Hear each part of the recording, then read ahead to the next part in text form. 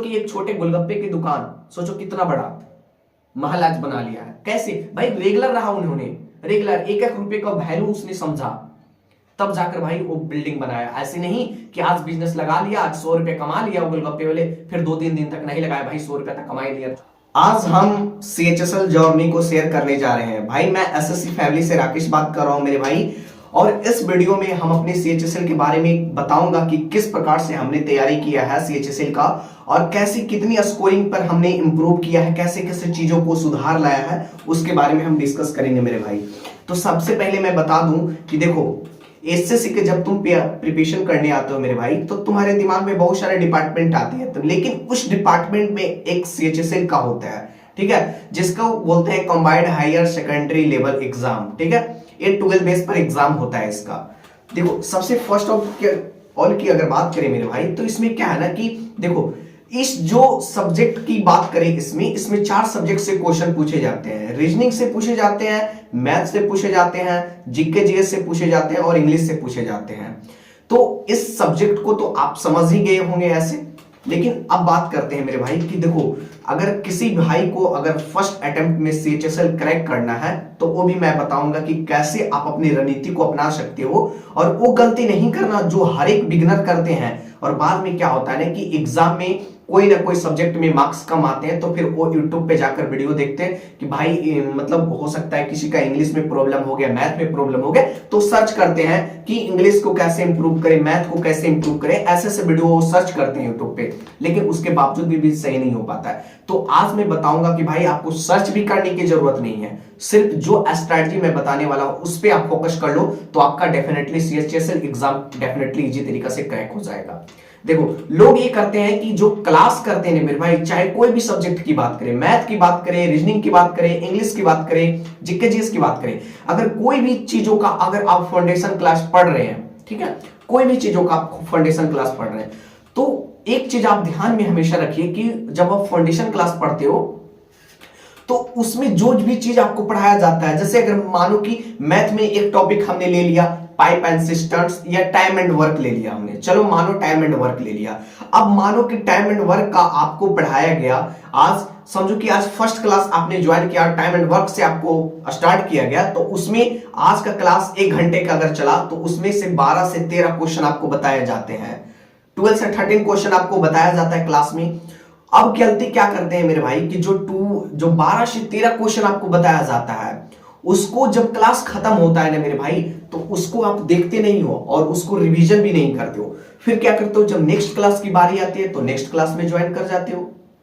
तो वही गलती नहीं करना है मेरे भाई कि जो भी चीज का अगर आपको क्लास खत्म हो रहा है, ठीक है, उसका तुरंत फटाक से रिवीजन करो। कोई भी सब्जेक्ट की बात करें, इंग्लिश की बात करें, इंग्लिश खत्म हुआ, आपने लेक्चर वीडियो 1 घंटा का पूरा कंप्लीट कर लिया, ठीक है। मैथ की का बात कर रहे हैं, तो मैथ में भी समझ लो वही राज है, वही रूल है। आपने मैथ के लिए मैंने बोला टाइम एंड वर्क का, तो आप सबसे पहले उसका चैप्टर पे जो भी आपको बताया जा रहा है टॉपिक में, पहले आप कॉन्सेप्ट उसका समझ लो, उसमें जो थ्योरी है, ठीक है, आपका जो बेस है वो चीज को समझ लो। आपको क्वेश्चन करवाया गया उसको आप देख लो, ठीक है। तो जो भी टीचर आपको जितना भी क्वेश्चन करवाते हैं ना, जब क्लास खत्म हो जाए मेरे भाई 1 घंटे में, तो उसी का जाकर रफ कॉपी पर करो उसी समय, जब क्लास खत्म हो जाए। बाद में कभी नहीं आता है भाई, सोचोगे कि बाद में कर लेंगे, कल कर लेंगे, परसों कर लेंगे, वैसे फिर आप टॉपिक आगे बढ़ते जाओगे और टीचर क्या करेगा, आपको आगे बढ़ाते हुए चला जाएगा। तो रिवीजन आपको ही करनी पड़ेगी मेरे भाई, और यही गलती नहीं करनी है। अभी लोग होते हैं ना कि अभी अगर किसी भाई को अगर प्रीवियस ईयर का क्वेश्चन अगर दे दोगे, तो वो कमेंट क्या करते हैं कि भाई प्रीवियस ईयर क्वेश्चन हम जब बुक बनाने जाते हैं तो नहीं बनता है। भाई नहीं बनेगा, ऐसे क्यों नहीं बनता है? एक चीज आप सोचे हो कभी, क्यों नहीं बनता है? भाई तुमको जो टीचर ने आज क्लास में करवाया है, वो चीज को तुम क्लास फिनिश होने के बाद तुमने उस चीजों को प्रैक्टिस ही नहीं किया अच्छे से, तो भाई फिर बनेगा फिर कैसे क्वेश्चन? फिर प्रीवियस ईयर नहीं बनता है उस सिचुएशन में। ये राज है मेरे भाई, एक बार करके देखो। तुम मैथ बना रहे हो तो मैथ का पहले क्लास पूरा कर लो, ठीक है, उसके बाद जो भी क्वेश्चन 12-13 क्वेश्चन करवाए उसको जस्ट तुरंत रिवीजन कर लो फटाक सा।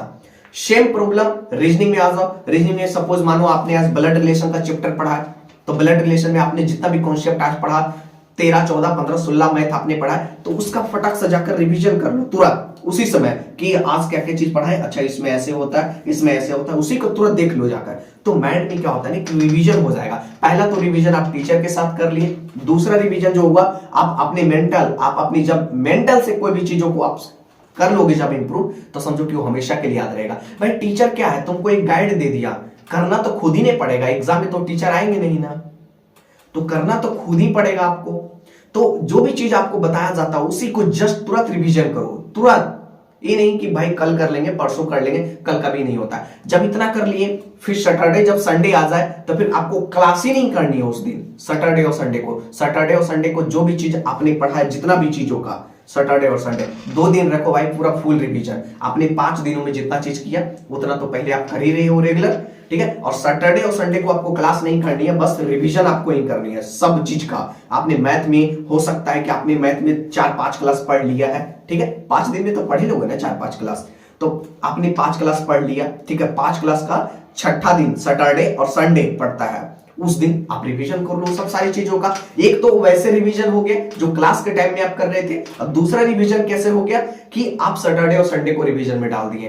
तो भाई वैसे अगर आप करोगे ने तो सही बता रहा हूं कि आपका जो भी चीजों में आपका लग रहा है प्रॉब्लम होता है कि भाई मैथ नहीं बनता है, रीजनिंग नहीं बनता है, इंग्लिश नहीं बनता, एक बार आप करके देखो तो डेफिनेटली हो जाता है। मैं अपनी लाइफ में भाई बहुत सारी चीजों को फॉलो किया है, बहुत सारी चीजों पे वर्क किया है, तब जाकर मेरे को सही मिला यहाँ पे। और मार्क्स की अगर बात करें तो CHSL में 167.25 जो कि आउट ऑफ 200 समझ सकते हो ना मेरे भाई। तो यही राज होता है मेरे भाई, ये सब चीजों पे वर्क करना पड़ेगा, ठीक है। ऐसे नहीं पढ़ने के तो सभी कोई पढ़ते हैं, लेकिन इस तरीका से पढ़ लेंगे ना, जो भी बंदे ने इस तरीका को अपना लिया ना, तो भाई डेफिनेटली उसका सिलेक्शन होता है। क्योंकि सिलेक्शन होने के लिए एक लेवल में पढ़ना पड़ता है, ऐसे नहीं कि जो मन कर रहा है, जो बुक मन कर रहा है वो उठा के बनाए रहे, जो मन कर रहा है जहां से क्वेश्चन मन कर रहा है वहां से बनाया जाए। भाई सिस्टमेटिक ढंग से पढ़ाई करनी पड़ती है, तब जाकर होता है सिलेक्शन सिस्टमेटिक, ठीक है। 2-2-4 होता है मेरे भाई। अब उस किसी बच्चे को अगर टेबल अगर लिख दो, किसी बच्चे को अगर टेबल ना बता के उसको डायरेक्ट अगर 1-2 ना पढ़ाकर उसको डायरेक्ट अगर 15 का टेबल उसको याद करवाए तो याद होगा? नहीं होता है भाई तुम जब तक उसको 1 का टेबल नहीं सिखा पाए, नहीं वो जान पाया, तो कैसे फिर 15 का, 16 का, 17 का वो टेबल याद कर लेगा? नहीं हो पाता है। तो सेम वही होता है कि सिस्टम से चलो, सीरियल से चलो, बस यही सिस्टमेटिक होता है। और कोई भी एग्जाम क्रैक करने का कोई भी टिप्स नहीं होता है मेरे भाई। सिस्टम से चलो, रेगुलर चलो, जैसे जैसे टॉपिक होते हैं ना वैसे वैसे टॉपिक प्रोवाइड करो। अगर आपको टॉपिक में प्रॉब्लम हो रहा है मेरे भाई तो टॉपिक पहले आप सर्च कर लो, ठीक है। और फिर बारी आती है इतनी चीजों करने के बाद, फिर आपकी आती है प्रैक्टिस। जब इतने चीजों को आपने कर लिया तो आप एक मॉक लगा कर देखो। अभी देखो भाई टेक्स्ट बुक पर सब्सक्रिप्शन चल रहा है, 8 से 10 दिसंबर का सब्सक्रिप्शन चल रहा था वहां पे, जो कि महाशिवरात्रि स्पेशल था। तो आप जब यहाँ पे टेक्स्ट बुक ज्वाइन करते हो मेरे भाई, वहां पे जब ऑनलाइन मॉक टेस्ट लगाते हो तो आपको बेटर तरीका से आपको रिस्पांस मिलेगा। क्योंकि वहां पे जितने भी पर्सन है ना, सारे लोग वहां पे प्रीवियस क्वेश्चन डाल चुके हैं वहां पे। तो वहां से जाकर पहले 1, 2, 3 आप मॉक टेस्ट वहां पे लगा लो प्रीवियस ईयर का, क्योंकि अभी सब्सक्रिप्शन भी बहुत कम पड़ रहा है, क्योंकि आज ही भर का लास्ट डेट है मेरे भाई, ठीक है। तो आप जाकर मेरा जब कूपन कोड अप्लाई करोगे SSC, ठीक है, SSC फैम जब आप लिखोगे, जो डिस्प्ले पर आपको दिख रहा है SSC फैम, तो 12% का आपको डिस्काउंट मिल जाएगा। मैं बोलूंगा कि आप प्रीवियस ईयर वाला क्वेश्चन सेलेक्ट कर लेना, ठीक है। प्रीवियस ईयर जब आप सिलेक्ट वहां पे करोगे तो आपका बहुत सारा मॉक खुल जाएगा मेरे भाई, और वहां से जब आप लगाओगे ना तो अब आपको आइडिया लग पाएगा कि हम जो चीजों को पढ़े हैं उसकी प्रैक्टिस के लिए हमें भी मिल गया है सॉल्यूशन। और ऑनलाइन प्रैक्टिस होता है ना मेरे भाई, बेस्ट होता है, सबसे बेस्ट होता है गवर्नमेंट एग्जाम के लिए। क्योंकि आजकल एग्जाम जो होता है ना भाई ऑनलाइन मोड में हो रहा है, ऑफलाइन नहीं होता है। तो उसको आप सही किया करो, ठीक है। ऑनलाइन पर टेक्स्ट बुक पर मॉक लगाओ, वहां से इंप्रूव होता है स्कोर। जो आपने चीजों को पढ़ा है अब देखो जाकर कि हमें क्या क्या चीजों को प्रीवियस ईयर में आया है कि नहीं, एग्जाम में 2018 में क्या आया, 2019 में क्या आया, 2020 में क्या आया। तो भाई सब कुछ टेक्स्ट बुक पर तुम्हारे को मिल जाएगा क्वेश्चन, और भी ऑनलाइन जो मोड में एग्जाम होता है मेरे भाई, वो मोड में तुम्हें मिल रहा है। तो और क्या चाहिए तुम्हें, ठीक है। तो वहां से जाकर आप फटाफट जो भी है अपना वहां से मॉक लगाओ, जितना फास्ट हो। अगर आपने तैयारी कर लिया है तो बेटर तरीका है वहां से मॉक लगाने के लिए। अगर आप आधा सिलेबस भी पढ़ लियो तो वहां से जाकर कर सकते हो, ठीक है। अगर आपको क्वेश्चन भी देखना है तो टेक्स्ट बुक पर अवेलेबल है मेरे भाई, वहां से भी आप क्वेश्चन देख सकते हो कि कैसा कैसा एग्जाम में क्वेश्चन आते हैं, ठीक है, तो डेफिनेटली वहां पे सब कुछ मिल जाएगा। और यही है मेरे भाई स्कोरिंग करने का सबसे बेस्ट तरीका, और कोई तरीका नहीं। यूट्यूब पे तुम 1000 वीडियो देख लो, तुमको कुछ भी नहीं मिलने वाला है मेरे भाई, कुछ भी नहीं मिलता है। ठीक है, जब तक अपना खुद का स्ट्रैटेजी नहीं बनाओगे, खुद का अपना रेगुलर और सिस्टम के अनुसार नहीं पढ़ोगे, तब तक सिलेक्शन नहीं हो सकता है। ये बात फैक्ट है मेरे भाई। तो सिलेक्शन अगर लेना है मेरे भाई, तो आपको सिस्टम ढंग से पढ़ाई करनी पड़ेगी। आपको जीरो लेवल से हाई लेवल तक जाना होगा। ठीक है, तब जाकर भाई एग्जाम क्रैक होता है। चाहे कोई भी सब्जेक्ट आपकी प्रिपरेशन कर रहे हो, जीके जीएस में भी सेम यही प्रॉब्लम होता है मेरे भाई को। क्लास कर रहे हो, क्लास के दौरान जो चीज पढ़ाया गया उसको आप रिवीजन करो, उसी टाइम खत्म हो जाए, तब बाद में कभी नहीं करनी है आपको।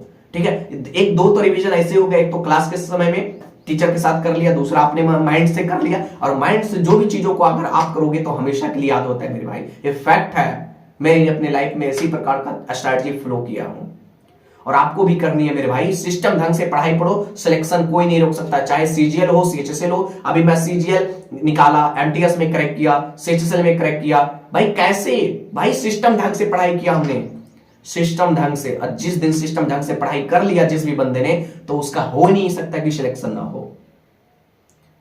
इसीलिए भाई मैं बोलता हूं कि अच्छे से प्रिपरेशन करो और अपनी स्ट्रैटेजी को कंटिन्यू रखो। ऐसा नहीं कि आज पढ़ा कल नहीं पढ़ा, तो भाई ऐसे गुजारा नहीं होने वाला है। एक गोलगप्पे की भी दुकान देखो, एक ठेले लगाने वाले की दुकान देखो, आज महल वो बना चुके हैं, जमीन ले चुके हैं खरीद के, अपने गांव मोहल्ले शहर में जाकर वो बस के अपने जमीन ले लिया, घर बना लिया, फ्लैट बना लिया। भाई वो कैसे हो पाया उनसे?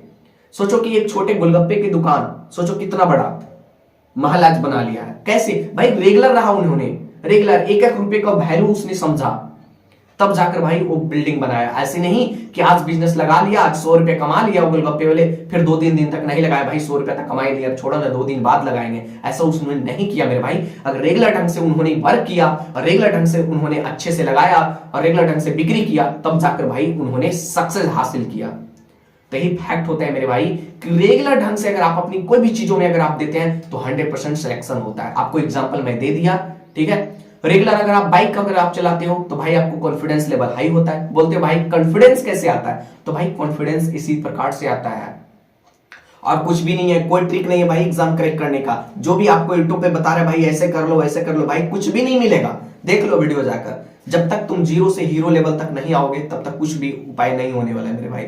और सीरियल और सिस्टमैटिक ढंग बहुत जरूरी होता है, और कंटिन्यूटी सबसे मेन मायने रखता है मेरे भाई।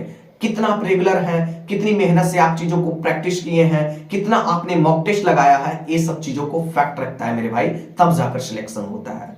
ठीक है भाई, आई होप अगर आपको लग रहा है कि कौन कौन सा सिलेबस हमें स्टार्टिंग में पढ़ना चाहिए, जो हमें ऐसा लगता है कि देखो बहुत सारे बिगिनर भी होंगे ना जो इसको पता नहीं रहता कि कहां से टॉपिक को हमको स्टार्ट करना चाहिए, तो इसके लिए मैं एक वीडियो सेपरेट बना दूंगा। अगर आप लोग का इस वीडियो में सबसे ज्यादा रिस्पांस और कमेंट रहा तो मैं एक जस्ट वीडियो लेकर आऊंगा कि बिगिनर को सबसे पहले कौन सा टॉपिक उठाना चाहिए, उस जो टॉपिक खत्म हो जाए उसके बाद कौन सा टॉपिक आगे बढ़ना चाहिए, वो जो टॉपिक खत्म हो जाए उसके बाद कौन सा टॉपिक हमें पढ़ना चाहिए। इस ढंग से अगर चाहिए आपको, और तब आप कमेंट कर देना मेरे भाई, मैं वीडियो बना दूंगा, आपको दिक्कत नहीं होगा। ठीक है भाई।